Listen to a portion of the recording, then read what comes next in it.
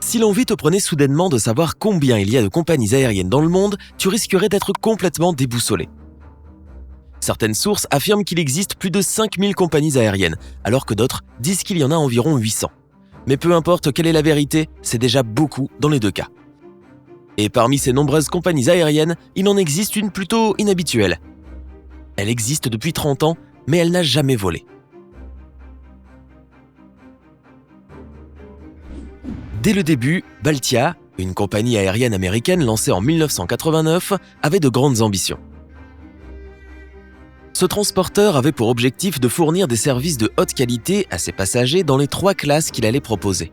Mais un excellent service n'était pas la seule chose que la compagnie aérienne voulait promouvoir afin d'attirer des clients fidèles. Baltia était supposé assurer le seul vol direct de JFK New York à Leningrad, une grande ville de l'Union soviétique de l'époque, aujourd'hui appelée Saint-Pétersbourg. Obtenir l'autorisation du département des transports est une longue procédure.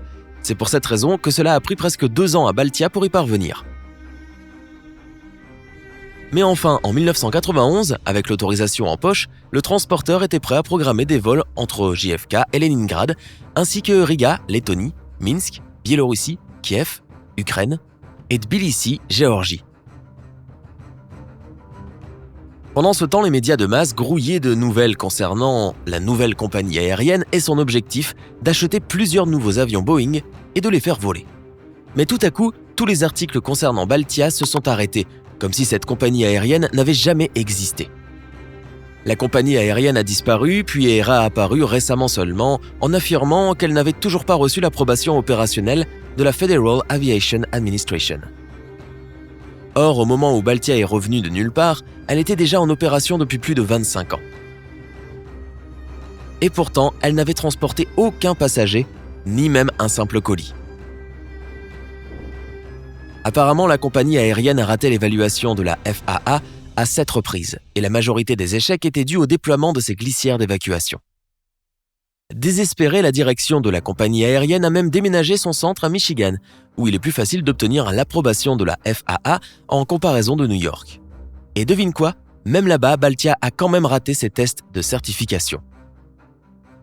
Il est également devenu évident que malgré ses plans d'achat ambitieux, l'entreprise ne possédait qu'un seul Boeing 747 vieux de 37 ans. Après l'avoir acheté, l'avion a volé une seule fois de l'aéroport Willow Run jusqu'à Oscoda, Michigan, où il a été laissé dans un centre de maintenance et il n'a plus jamais décollé depuis.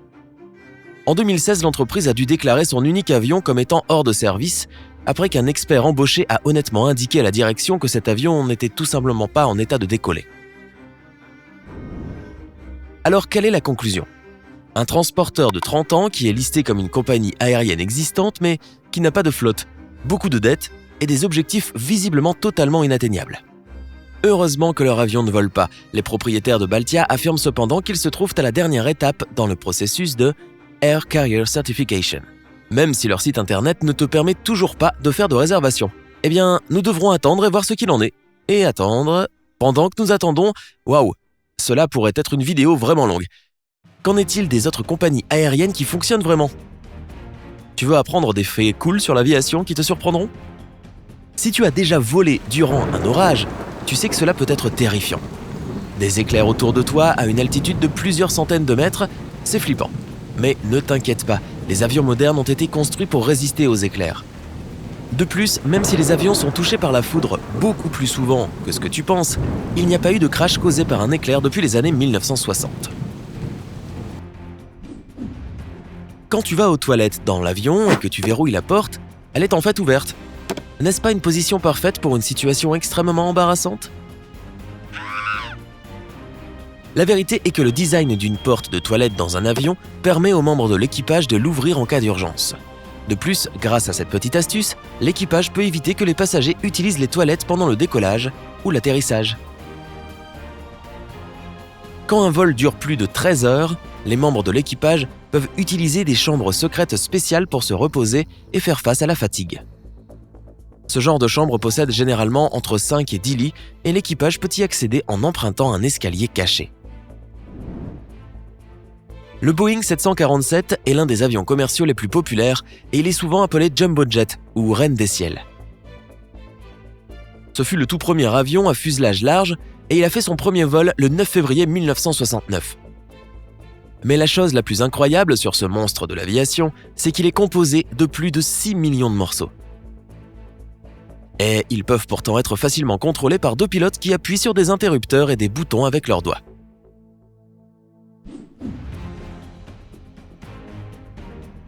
Pendant longtemps, je pensais que la durée de vie d'un avion dépendait de son âge. C'est pour cette raison que j'ai été très surpris d'apprendre que, en fait, la durée du service d'un avion dépend de ses cycles de pressurisation. En d'autres termes, à chaque fois qu'un avion vole, son fuselage subit un sérieux stress. Résultat, tôt ou tard, le métal commence à se craqueler, ce qui pourrait provoquer un crash. Cela veut dire qu'un avion utilisé sur des vols long courriers pourrait servir plus longtemps qu'un avion qui réalise plusieurs vols courts par jour. Tu as peur des avions et cela t'embarrasse ? Détends-toi, il s'avère que tu n'es pas le seul à souffrir de cette peur. Selon les statistiques, plus de 80% de la population mondiale a tout aussi la trouille que toi. Ou du moins, beaucoup de monde n'est pas complètement enchanté à l'idée de monter dans un tuyau métallique pressurisé avec des ailes qui les emmènera à plusieurs centaines de mètres d'altitude et qui se déplacera dans les airs à une vitesse supérieure à 800 km/h. N'oublie pas que des boissons sont servies à l'intérieur. Tu devrais peut-être en profiter et boire un coup pour te détendre, non ? Quel est l'endroit le plus sale dans un avion ? Non, ce ne sont pas les toilettes, c'est la table pliante que tu ouvres afin de pouvoir déguster ton plateau repas. Poulet ou poisson ?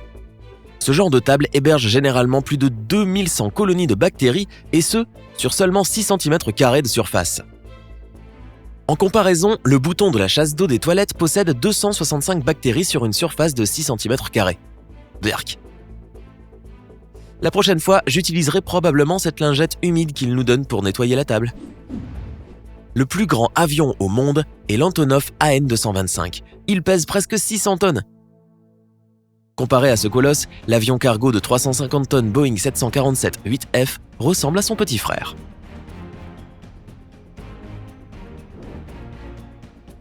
Et que penses-tu de cette information inquiétante ? Pendant un vol, les pilotes s'endorment souvent. Mais alors qui pilote l'avion ? Peut-être le copilote ou le pilote automatique, ou alors personne. En 2017, la British Airline Pilot Association a interviewé 500 pilotes et 43% d'entre eux ont avoué qu'ils s'étaient déjà accidentellement endormis alors qu'ils pilotaient un avion. De plus, 31% des professionnels interviewés ont également déclaré que parfois ils se sont réveillés de leur sieste et ils ont découvert que leur copilote était également en train de faire un petit somme. Autre info effrayante. Un petit nombre de personnes essaient d'ouvrir la porte de l'avion durant le vol. Je n'arrive pas à comprendre pourquoi elles voudraient faire quelque chose d'aussi stupide et potentiellement mortel, mais elles le tentent. Heureusement, il est impossible d'ouvrir les portes lorsque l'avion est dans les airs. Et ce n'est pas parce qu'il y a des cadenas compliqués ou super résistants, mais c'est juste à cause de la différence de la pression à l'intérieur de la cabine et à l'extérieur de l'avion. Alors, à part si tu as vu Hulk embarquer dans l'avion, tu n'as pas à t'inquiéter. De plus, pense-y à 2 fois avant de t'emmitoufler dans la couverture fournie par la compagnie aérienne. Voici une vérité désagréable. La majorité des compagnies aériennes ne lavent ses couvertures qu'1 fois par mois. As-tu déjà utilisé ce pointeur laser qui peut rendre un chat fou ? Eh bien, tu peux jouer avec comme tu le souhaites, mais ne pointe jamais, au grand jamais, ce point rouge vers un avion. Selon la loi américaine, si tu le fais, tu as des chances de passer les 5 prochaines années en prison. À quoi penses-tu quand tu entends le terme « boîte noire » ? Quelque chose de noir, n'est-ce pas ? Cependant, la Flight Data Recorder, qui est un autre nom pour parler de la boîte noire, est en réalité orange.